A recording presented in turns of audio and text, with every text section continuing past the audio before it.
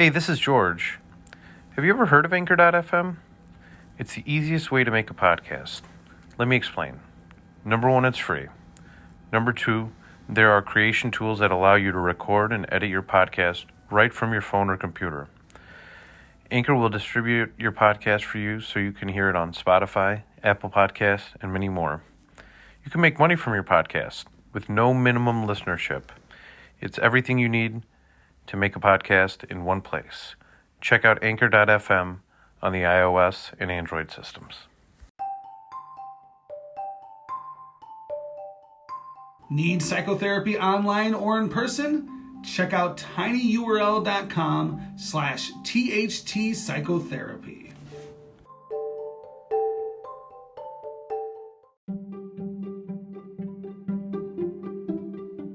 The George Brassey Podcast is made possible with funding provided from Brassey Global Strategies, LLC, a leading political consulting, public policy, government affairs, and research firm. Are you interested in running for elected office? Need advice?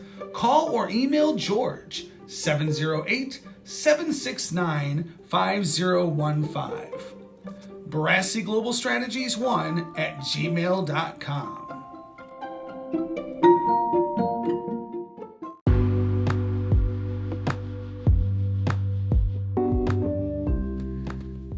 Before we get to the interview, I just want to tell you about our newest sponsor, Union Signs and Printing.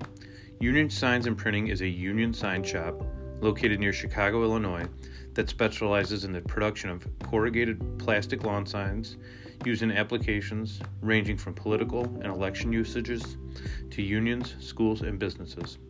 They also produce a vast array of other products, including American-made union-printed t-shirts, banners, bio cards, literature, door hangers, business cards, and trifold. Get a hold of Union Signs and Printing at 815-740-1688 or find them on the internet at unionsignsandprinting.com. And don't forget to tell them you heard about their services on the George Brassey Podcast.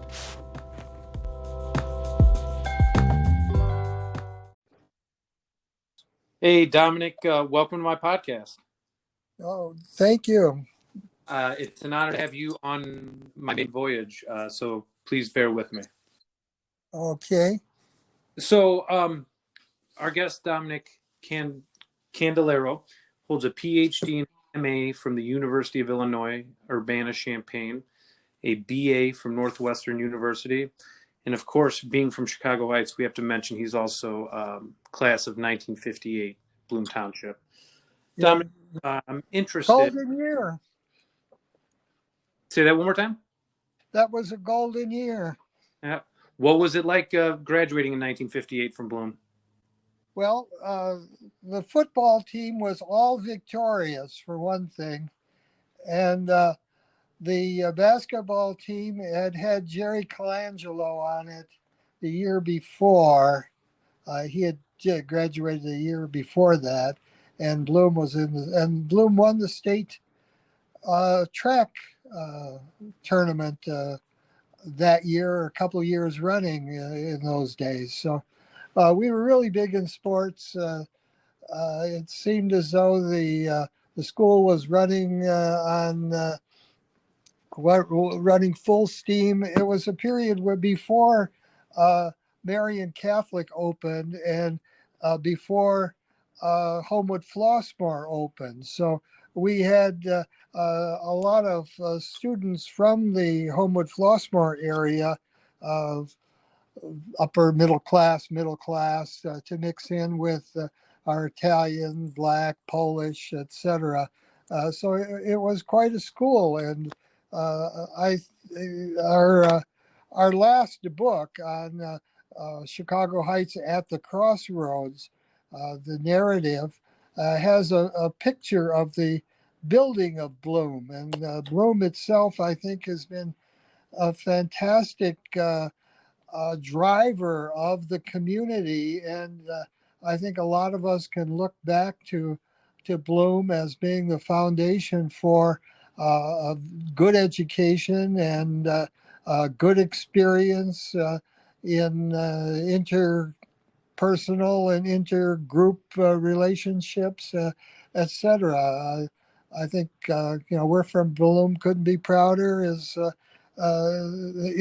been a great institution for the city and a continuing one, even though the city has changed so much, as you know, from being an industrial town with a strong, big commercial area with more than 100 stores on Illinois Street and Halsted, and uh, going to what we have now, a sort of ransacked community. The industries are gone, and so is the business district, and I think it's really important. The books that Barbara Paul and I did in those years, now more than 20 years ago, that they were published.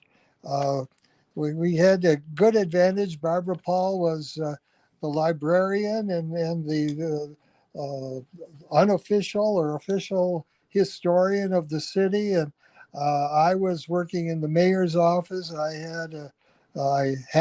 have it, a PhD in history, and I had grown up in the community. A lot of the final chapters in the book are very much connected to my personal experience growing up on 23rd Street near East End on the Hill.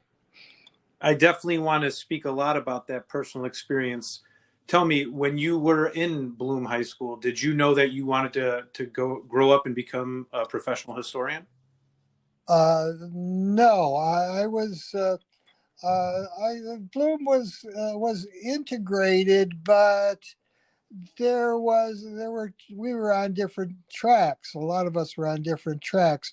I got onto the college bound track, or whatever they were calling it in those days, and interacted with mostly a lot of the kids from Homewood Flossmoor who were overwhelmingly in that track, and somehow the people around me and some other friends were sort of upwardly mobile, middle class. I came from a working class family. My father was a construction laborer, an immigrant, and who came in 1925. Penniless, and well, we were. I did not have a positive self-image when I was growing up. I somehow was made to feel that being Italian or Italian ways were inferior to the middle class American ways, and I was not proud to be an Italian. This was a period not long after World War II, and during World War II, of course, Italy was an enemy country, and it's not something that you would really be proud of, to be identified with one of the Mussolini was a point of ridicule and shame, and so I did not grow up having teachers saying how wonderful it is that you have access to two languages. You should study Italian more completely so you're bilingual when you grow up, and you'll have double the opportunity of double the points of view on things, and your language skills will be increased. Well, that didn't happen, but we got a decent education. I went to Garfield School in Chicago Heights, and then to Washington School, and it was all challenging and rewarding. I was a good student. I didn't have. I was not very rebellious. I did what the teachers told me to, and it was rewarded by the system. And did the interest in history, did that begin at Bloom, at Garfield? When did the interest in history begin? Oh, I don't know. I don't think it really began until I started getting good grades at Northwestern. in history, and not very good grades in things like calculus. And I was telling people in my senior year in high school that I was going to be a math major, but it didn't turn out that way. I became a history major, historian, history teacher, writer. Yeah. I think the study of history is probably the most important study a person can really love. In my work as a psychotherapist, I do a lot of work with my clients' history. I'm looking at your CV from Loyola, and it's got this quote saying, "History is a journey of self-discovery, and it is a dialogue between past and present. It sharpens our critical thinking skills and broadens our outlook." With that being said, why is it important for current Chicago Heights residents to kind of understand the past history of the city and read your books? Oh, well, I think it's always important to have a long, have a memory. It's like a person. A person without a memory is really handicapped compared to a person with a memory individually. But it gives you perspective. It gives you a sense of that things are complicated. It gives you a sense that, the game is never really over, that there's always a chance that things will change, that if people in the past could persevere through immigration and integration as immigrant ethnic groups, or they could get through World War II and World War I. And we have a section in the book, the narrative book, uh, on Chicago Heights during the 1918 flu epidemic. And well, we can possibly compare it to the present one, but it was pretty significant. I waded through the Star newspaper, and you'd see long lists of obituaries. You would see stories about the funeral homes being oversubscribed and not knowing what to do with the bodies. No funerals being held, no church, no cinema or anything like that. No gatherings. The mayor declaring gatherings out of bounds for the people, and so it was. It gives you a sense that you can have some appreciation of the present and put it into perspective, and basically not panic. This sort of thing has happened before. You can go through ancient history with all sorts of and literature too, with all sorts of examples of situations that people faced and how they faced it, and there are lessons of history. Some people say, yeah, there are lessons of history, but sometimes we always learn the wrong ones. And the lesson of the Vietnam War was partly based on the fact that if you give an inch, they'll take a mile, just like Hitler did. And that drove us into an unneeded war, I think. And but you have to be careful and also learn that things are complicated. There are many factors. There are no easy easy solutions, and those who offer easy solutions are misleading you. Tell me about what lessons did you learn working as an aide to Mayor Sam Chimbroni? That I was really a virgin in politics, and I did not realize that built into our system is a battle.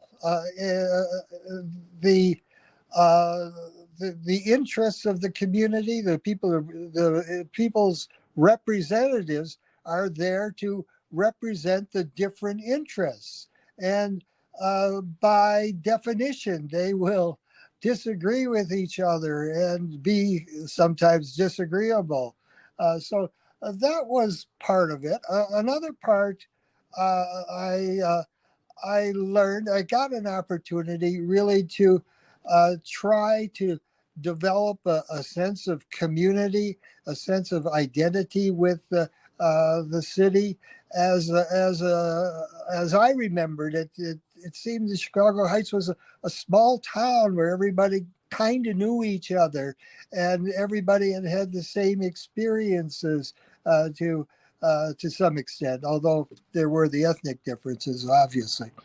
But when we were in office, we decided to take history and use it. Chicago Heights was old, had a long history. Well, let's use that history to enforce our identity. And so we wrote the books. We started the Historic Preservation Committee.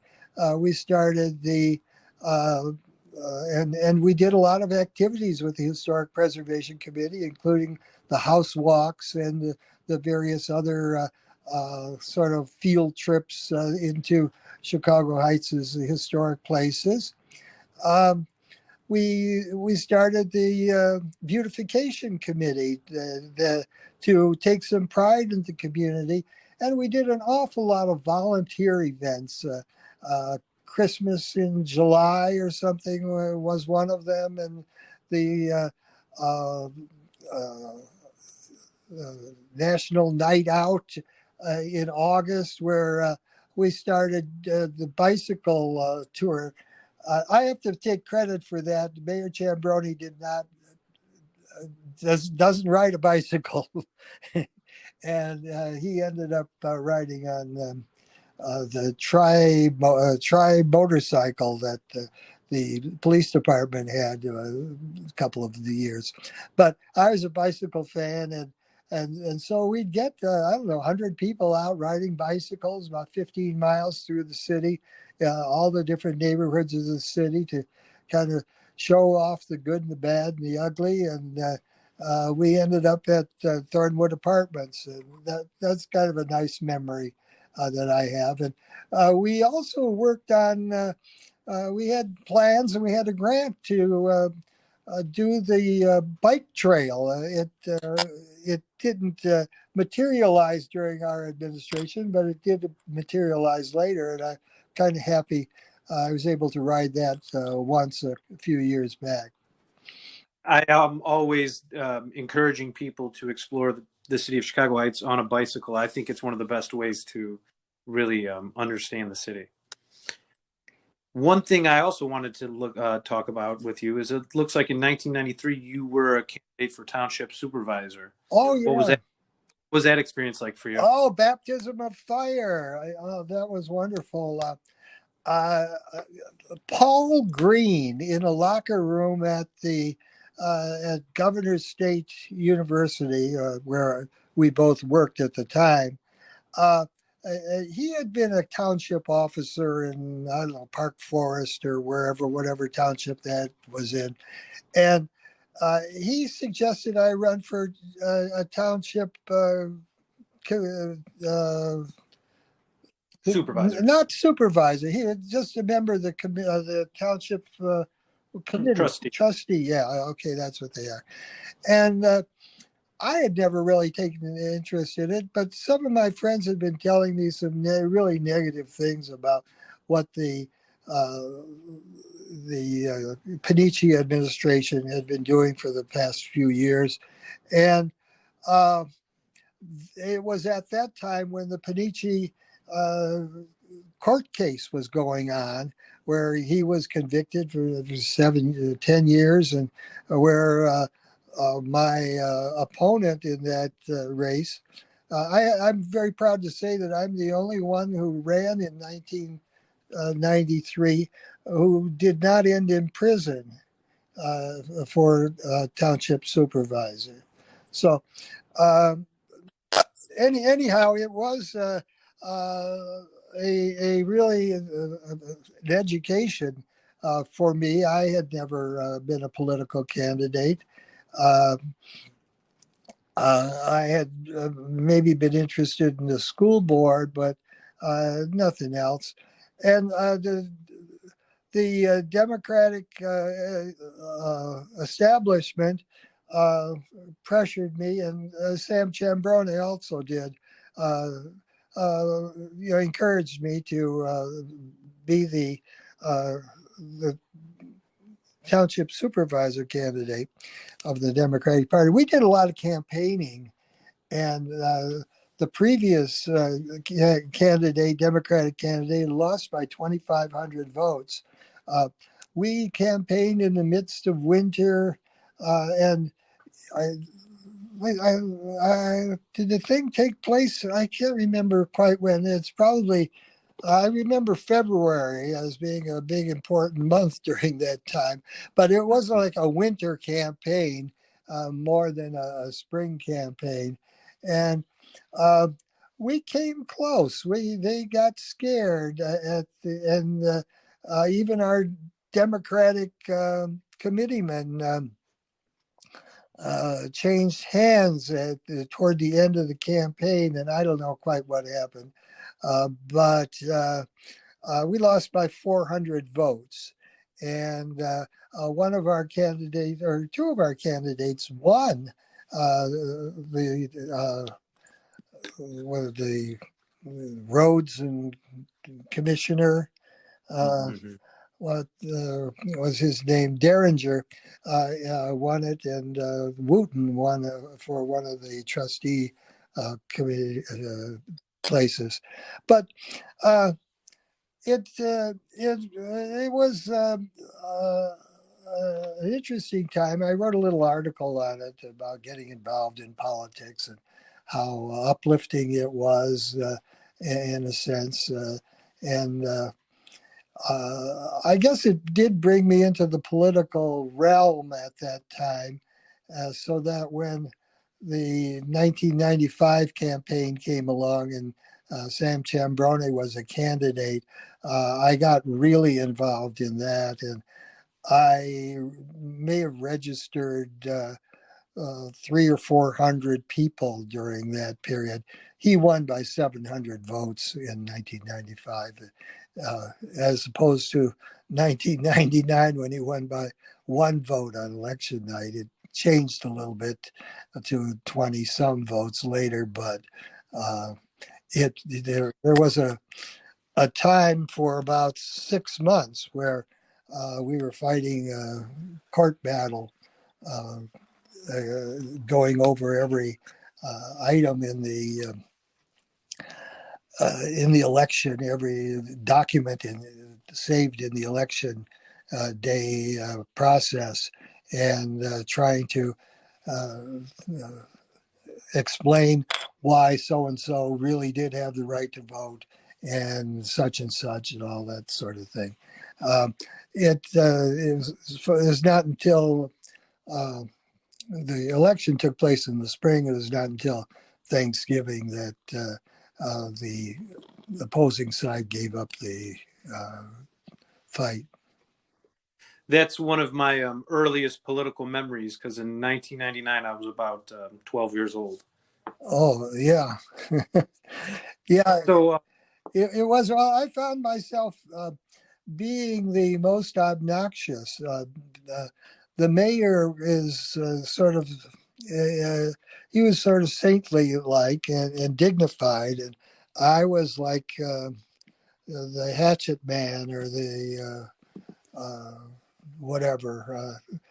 I was the most partisan of the people in the administration during the election campaigns.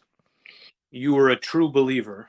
Well, I don't know if I was a believer, but I was a believer in the evil of the other side, which was probably unfounded in that evil with a capital E. We certainly disagreed politically, but it was a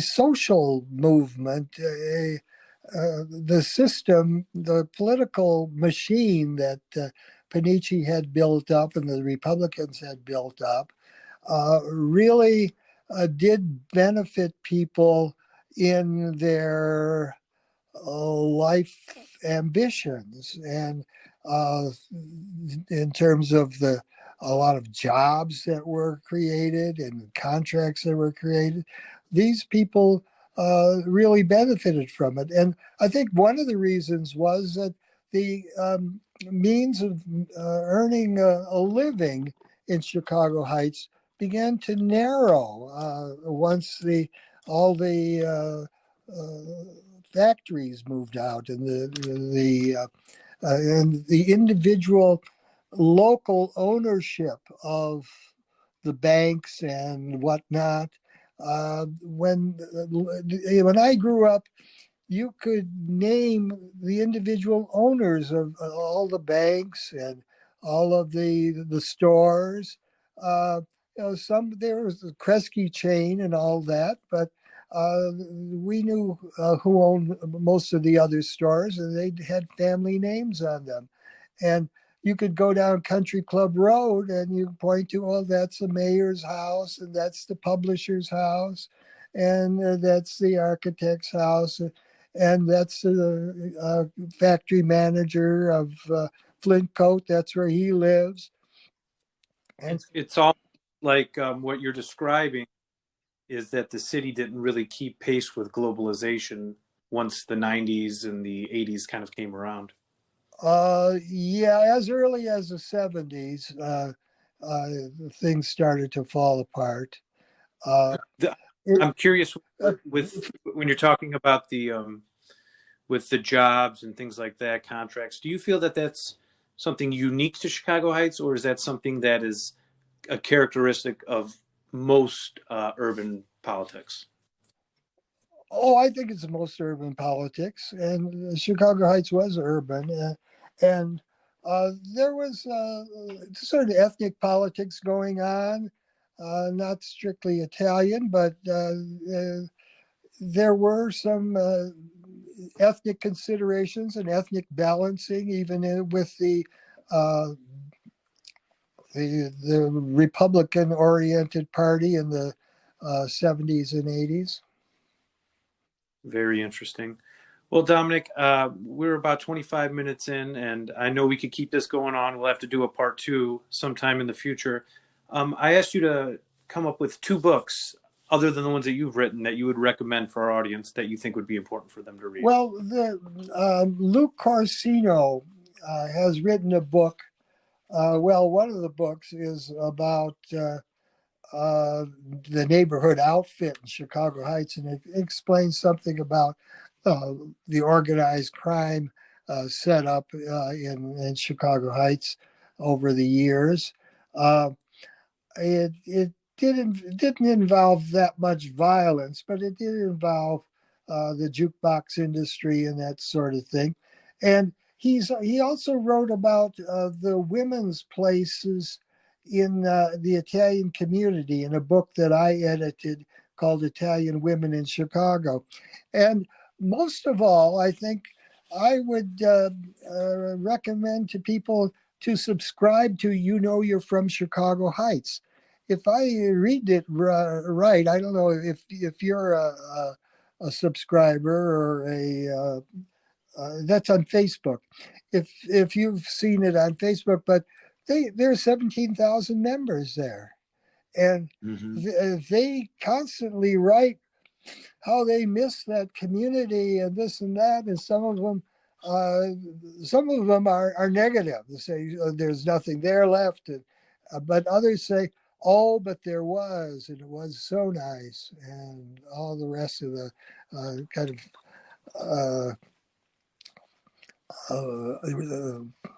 nostalgic memories that people come up with. And lately I've been posting some pictures on there, asking people what they are and who's in the picture, and and it's great. There are pictures that I would never know the people in them, but the people on You're From Chicago Heights know who's in those pictures. The group the group knowledge is there. Dominic, I want to close just by reading the last paragraph of the Crossroads of the Nation book. We trust that this history of growth and glories of a hardworking city will inspire its current readers with the can-do spirit exhibited by the diverse group of settlers, promoters, industrialists, immigrants, and their children who have made this fascinating city home. Dominic, thank you for coming on, and I look forward to talking to you again soon. Okay, well, thank you, George. Talk to you soon. Bye. Help George stay on the Chicago Heights City Council. Go and donate today at tinyurl.com/AldermanGeorge 2023.